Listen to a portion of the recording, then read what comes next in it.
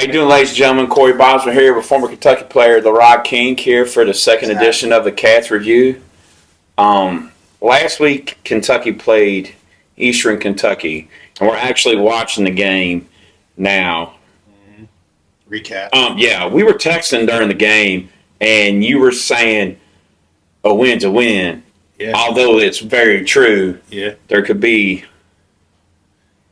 Being a former player, would you consider there being a negative in a win? Meaning, like, you can still be unsatisfied with the way you won. I'm sorry. Yeah. I would say 100%. 100% you can. And this was a wake-up call of a game. Get punched in the mouth first, scoring late. Offense looked kind of shaky. The defense truly won this game.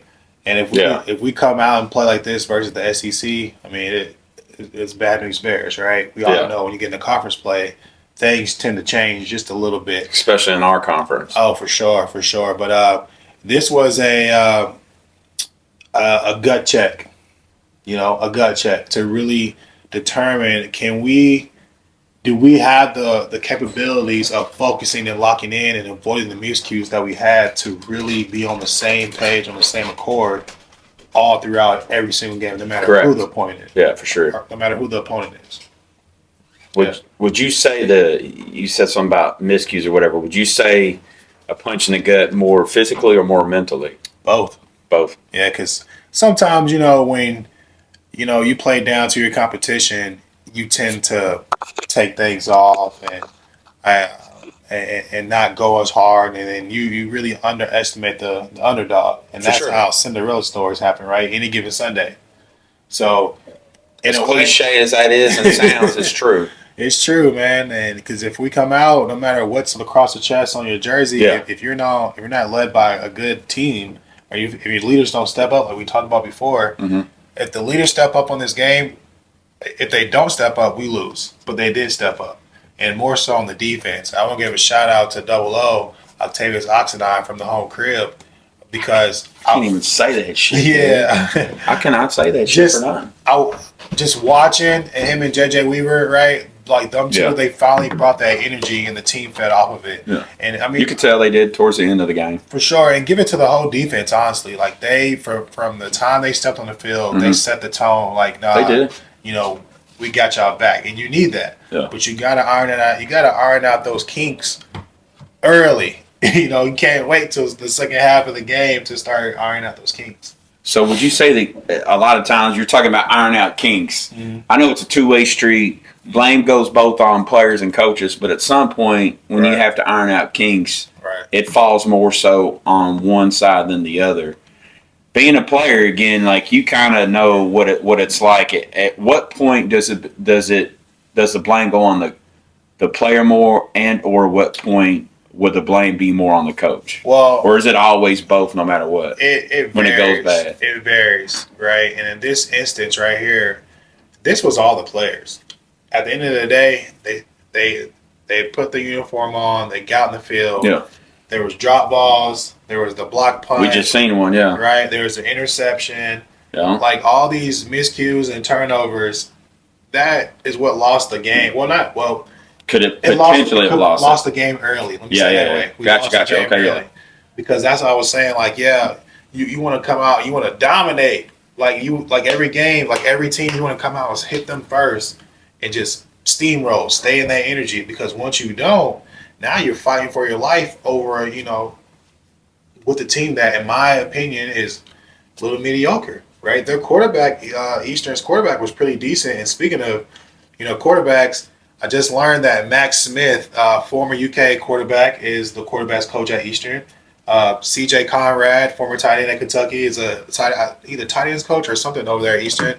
And then the head coach, Walt Wells, right? He's a former assistant of Kentucky. So did it surprise me that Eastern came out? No, because when you're around the mind of Mark Stoops and you've spent time in that program, you understand. You kind of know what's what. Right, you just pick it up naturally. So, that's where Eastern, I feel like, wrote up a really great, really great game plan. They had a hell of a game plan first half. You know what I'm saying? And a little bit in the third quarter, it just kind of got away from them. So, and it could have got ugly. It could have got ugly for us. Had our players not stepped up, our leaders, like we talked about, right? Great games are great teams are led by coaches, but legendary teams are led by players. Yeah. Yeah, so. No, they definitely are. They definitely are. Mm-hmm. Davis had another game where he had over 100 yards. I don't really recall what Davis averaged during his time at Vanderbilt. Right. But would you say, does he seem like after the first couple of weeks to you, does he seem like a guy you could possibly count on in crunch time and key situations? He definitely seems like you can. Got that potential to be?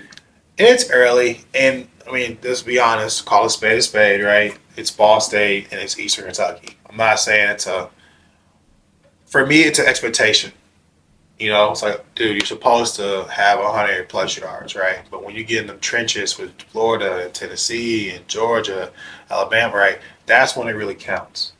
You know what I'm saying? And anything over 90 and a touchdown against them teams is phenomenal. Well, anything's possible, right? We saw what Texas just did to Alabama. Yeah. Exposed them. Exposed them. I think awfully to that. Like it was not. Yeah, exposed them, right? Same thing with Colorado at Nebraska, exposed them. Like Lane Cohen, how you say his name? Lane Cohen. Am I right? Talking about the OC league. Yeah. I'm saying his name right. Cohen. Well, first of all, prayers for you. Hope everything's well. We got the news earlier, that you was rushed to the hospital and stuff like that, and we just wish a speedy recovery for sure. But in that aspect, when your team is gelling so well that they know and can anticipate your play calling, that's a whole nother level of chemistry, right? So the next level is, okay, now it's mindset versus mindset of two similar people who learn from each other, and now we're against each other, so it's a totally different dynamic. And we saw that with Mark Stoops and Coach Wells at Kentucky or Eastern Kentucky. And we saw that with Coach Saban and Steve, I don't know his last name, at Texas. Sarkisian, right? Something like that. Right. So it's you get to see like college football is so exciting right now because you get to see so much more of moving pieces. Then you talk about the ability to hop in the transfer portal. Like I'm excited. Like it's so many pieces, but it's like you put it together, so many different dynamics, and it's pretty dope. Oh, definitely for sure. Now, we were talking before we got started how Kentucky's got Tennessee this year, Alabama this year, Georgia this year, and Florida, right? And Florida, yeah. It's like, what's your realistic outlook on those 4 games? 10-0, baby. We're going undefeated all the way. Whatever you talk about, all the way. I ain't hearing nothing. Every game is winnable. I ain't gonna lie. I like our chances now better against Alabama after Saturday. Oh, so we just had to see it first. We had to see it. I mean, anything's possible, but I'm being honest. We got to see it first before we say anything. You're talking about being honest. I had my doubts against them prior to that. I'm not gonna lie. I ain't gonna sugarcoat. But when you go, I gotta be truthful here. As a player, when you go in that mindset, you already lost. No, yeah, I'm saying from the fan aspect. Oh, facts. You get what I'm saying? Like, no, I don't get what you're saying because I was never on the bench, bro. It's just on the field. But like, I'm in the field. And then when I say that, like, I was hesitant about the game prior to that. Yeah. It's not that I didn't. It's not that I didn't think they couldn't win or couldn't beat them. I was unsure of. I had uncertainties based upon that getting exposed. Yeah. Badly. Listen, I'm not even gonna hold you. It builds me up. I'm excited because I literally texted my brother-in-law and was like, yo, go Bama, SEC, the original SEC. I'm always gonna hold that over his head. And by the time the game was over, I had nothing to say because I'm like, yo, you can't say nothing. Texas showed up. What can you say? Let me ask you this. You think Kentucky's ready for Texas? Yeah. You sure? Because I don't know if you said that. Not that environment. What? Texas. In Texas? Kentucky? Yeah, I don't know. I don't know if they're ready for that yet. But here's the flip side of that. Here's the flip side of that. All the years that they've played in tough environments in the SEC should, without a doubt, prepare them for an environment like Texas. For sure. I mean, because you beat Florida at Florida, right? Tennessee at Tennessee. Tennessee at Tennessee, and we haven't beat Bama at Bama. So, that's a checklist. It could happen for sure, right? But, I'm excited, man. I think that we're going to catch our groove kind of like mid-season. And I see a couple hiccups there. So, honestly, I see like a 7-3. I think that's realistic. Like, just because, not to say like the other team is better, but what I saw like versus Eastern, that was a lot of self-sabotage, and we got to fix that. Without We can't without a afford doubt. if we don't Definitely if we don't clean that up, we're definitely losing 3 or 4 games in the SEC. Like, let's just. You definitely don't want to, but You don't want to, but we do that, we are for sure. Like, there's no it's about. so I had a conversation with a buddy of mine, and I said, prior to the one positive about the schedule, before I get into what I was going to say, the one positive thing about our schedule is like Georgia and Alabama already play each other this year. Yeah. Alabama's already got 1 loss. Right. That's my daughter up there on our rocking horse. Okay. So we go in to play one of them, beat one of them. That's going to give either one of them 2 or 3 losses, Exactly. which increases or betters our chances for the East title. Well, it's just because I see us beating. I definitely see us beating both Tennessee and Florida this year. I'm definitely confident about that. I'm just uncertain about the other ones. Well, here's the thing: let's turn the tides right quick. We come out, we blow out Ball State by 80. We blow out Eastern Kentucky by 80 as well. Are we thinking differently then about the season? Are we still not because of the level of competition? Okay, so now it's a level of competition. Is that what it's all about? Is level of competition? I mean, blowing them out by 80 should be different. It should be expected, given the level of competition. Okay, so it should be expected. Is it expected to beat Alabama by 80? Absolutely not. If you're being honest, I mean, it could happen. I'm saying, but it could happen. But you're not wrong. It could happen, right? You're not wrong. I'm not going to sit here and doubt myself coming in, but I said to say, like, teams like Appalachian State, right, who are giving people a run for their money, you would think it would be, we're going to come in here and do this. But nah, they've been kind of holding their own sneaky, right? Just like. No, they have. Sneaky. Ever since they beat Michigan all the years. You feel me? So, like, that's what I'm saying. Like you see that stuff happening, and it's like, yo, it could happen. And if you don't have the right leaders, that's what I'm going back to. It could happen because, one thing I noticed watching the game, I feel like Davis put a lot on his shoulders, so he definitely held it down. But I'm still not seeing that, like, I'm not seeing the command of taking control of the offense. Like, that should be on the quarterback and the quarterback only. For sure. Now, I wouldn't say only, but it should be on the quarterback first, given to initiate. Because they said earlier on radio today that your second head coach is the quarterback on that field. Right. Should be. Right. But it's up to that quarterback as a man and individual to take up that responsibility. And there's a lot of pressure, a lot of eyes. Again, you're coming to a new program where everything is brand new. You learn the system. However, you had phenomenal experience at NC State. And so, like, we gotta go. No free advertising, drink going down. There you go. And my thing is this, like, yeah, this is cool from what I see from these little teams here, but once we get to the SEC, like, for Devin, it's like, yo, step up. Like, none of that, throw a bad ball, whatever, head down. Like, but he's proved himself in the ACC, but ACC and SEC are two different, bro. Are two different C's. Different. You get what I'm saying? Like, it doesn't pale in comparison. Nah, not at all. Last year he had less than 10 interceptions. I think he might have had like 5 to 7. Right. But he had like 30, 32 touchdowns. That's a hell of a ratio and had over 3,000 yards passing. But again, that's in the ACC and not the SEC. Because when you're playing the best of the best week in, week out, especially like back to back to back to back, right? Yeah. Like you just said it. You're talking about Georgia, Florida, Alabama, right? Like the next 4 weeks, like you don't have time to play around. You don't have time for miscues. Everything has to be so crisp. Like, I'm doubling up watching film if I play like that today or, on a Saturday. Like, what did I do wrong? How can I get better? I need to bring my whole team in. Like, hey, bring your meal to the meeting room. Like, let's figure this out. Yeah. What do we need to do to clean this up, like, today?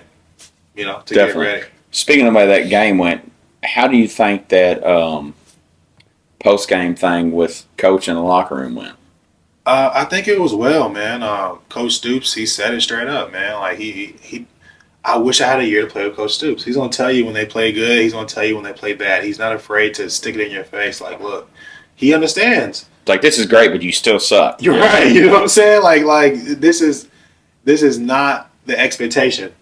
We got the win, but it's not the expectation. Set the tone. Yeah. and you can't lose grip of that, because once you do, then that small little seed of doubt, I don't care who you are, you have it. But if you let it fester, you let it grow, Yep. that's when it becomes a problem. But every coach coming to a game, every player you come into a game, there's a seed back there. I'm not gonna sit here and sugarcoat you like, damn, like we really want this win. But there's also a time where you got to be able to block that out and lock in right now at the present moment, because at any point in time it could turn around. We saw that with special teams, block punt. Yeah. That's a game changing play. It's a hell of a confidence booster. Right, interception. Definitely. Right, fumble. Like, we need to take advantage of those turnovers, man. So, yeah, we gotta do it. Cats by 90, man. Against two. Everybody. Yeah, well. Everybody. So they got, oh crap, Florida. So they got Akron. I'm looking at the schedule now. Yeah. They got Akron this Saturday. The Saturday after that, they got Vanderbilt at Vanderbilt. That'll be a tough one for Davis, given that's where Davis is from. Yeah. 30th, they got Florida. Yeah. October 7th, they got Georgia. Mm-hmm. October 14th, they got Missouri. And people need not sleep on Missouri. Mizzou. Yeah, man. And then 28th, they have Tennessee. Yeah. The 4th, Mississippi State. They go to Mississippi State. They're playing at Starksville.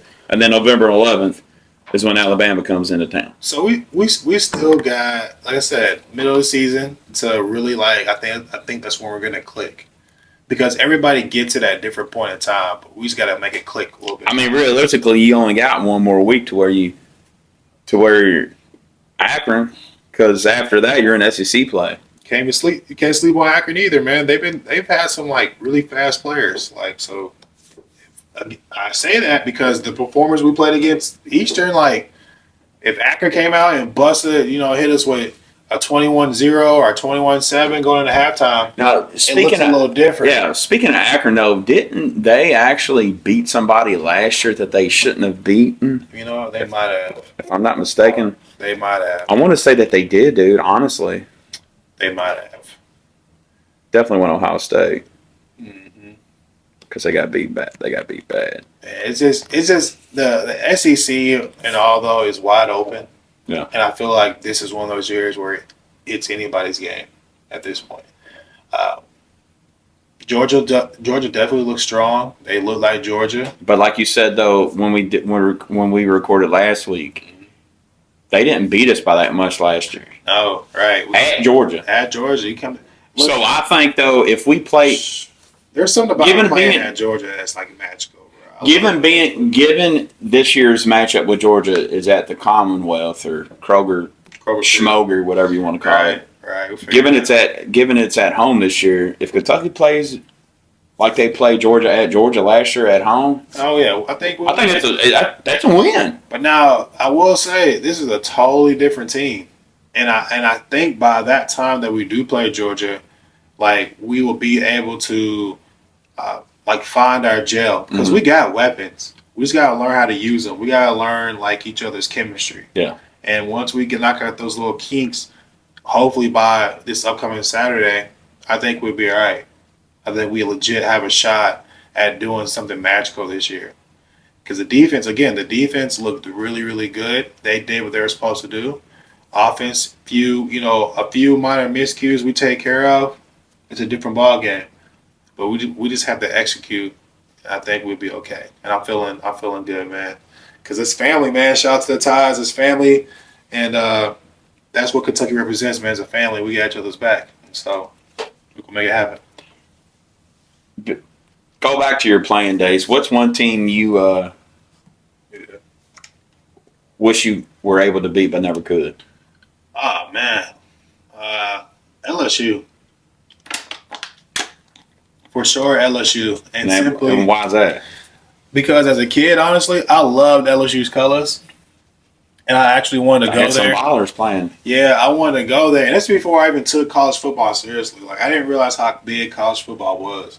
Being a military brat, it's travel. Yeah. And I was thinking, all right, I'm going to graduate, high school and go to the military. That's what my pops did. That's what I know. It's lit.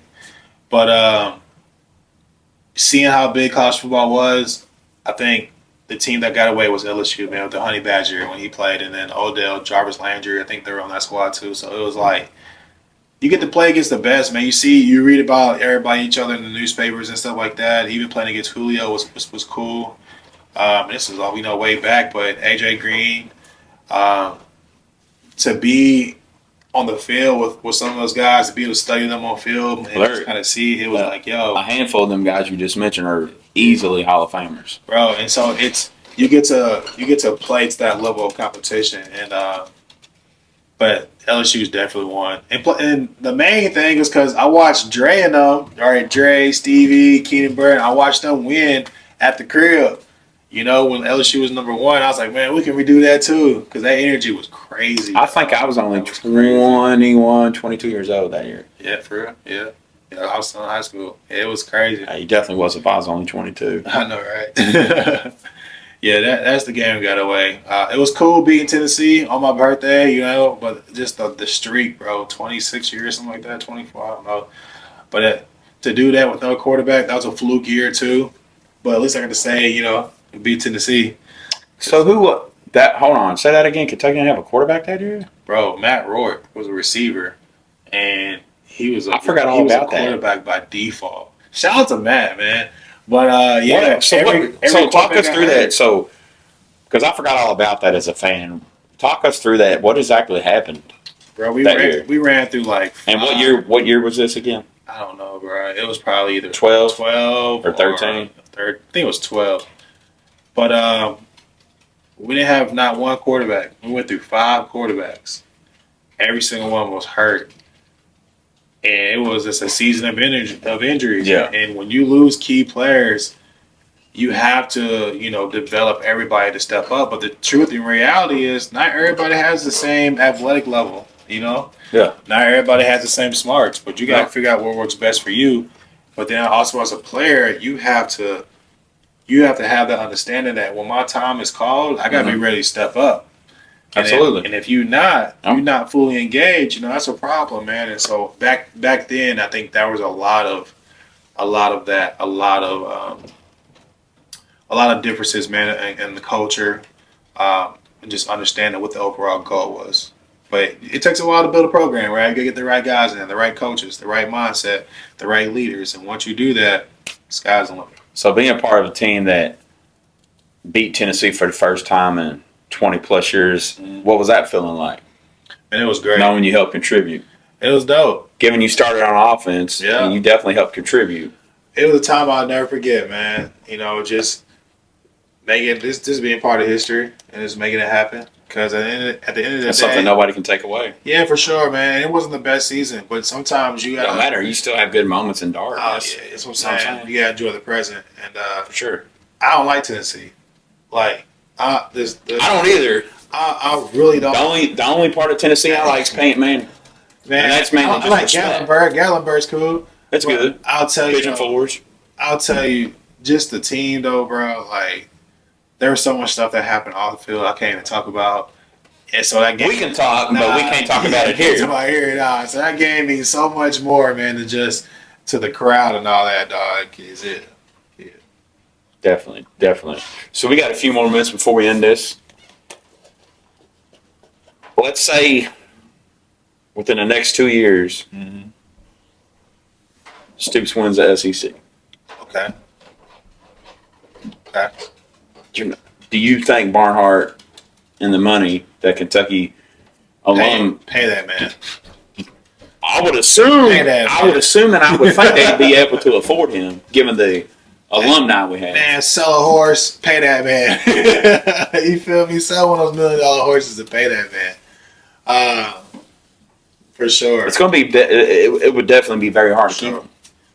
Within 10 But I don't know if he wants to leave though. I think he likes it here. Man, his kids like it here. That's crucial to any coaching decision. He's built so much, right, and been through so much adversity, personal and coaching. You know what I'm saying? Yeah. Like, your soul's in all while being at UK. All while being here, and I could see if it was like, you know, just time to go, where, you know, from an aspect of, you know, I've accomplished great things here. I want to try to do this somewhere else, right? Cool. No harm, no foul. Like, we appreciate you, Coach Stoops. It was lit. But I'll say that I'd like him to stay, and see it all the way through. Because you would hate to warm it up and let somebody else hit the jackpot. Right.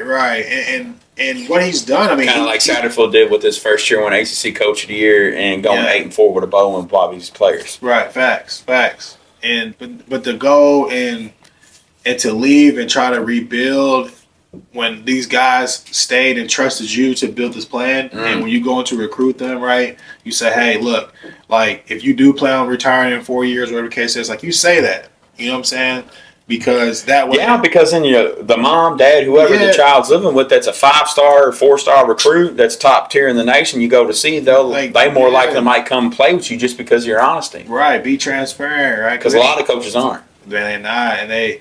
You know, a lot of people, they're in it for themselves, but even as a coach, you got to be a team player and work with the people that you hire, even your coach, because that's their livelihood too. For sure. You know what I mean? Like, you want to be able to create that pipeline, just like Saban's doing. I think that's what we're doing here, but more so look, you come, if you coach with me, right, you're dedicated, you put your heart into this, you could potentially go and be a head coach at a different institution and build your resume and build your way up. Yeah. Until you find a program that works for you, that you can gel with, you can get the guys that you want and your vision on the field. And that's a lot, man, because there's a different dynamic now with the NIL deals and all that stuff like too. So it makes it complicated. But once you lock in, man, you put your feet down, you stay 10 toes, see it through. Then I'm riding with Coach Stoops, style. I'm riding with Coach Stoops for sure. I want to get back to Devin Leary before we end this. You know, we were talking about him, but we got away from him, so I want to come back to him. Yeah. Do you think Devin Leary truly is that? I'm not even going to say that. I just don't know because again, ACC is completely different ball than SEC. Do you think a guy like him who's never played in SEC before truly is ready for something like that?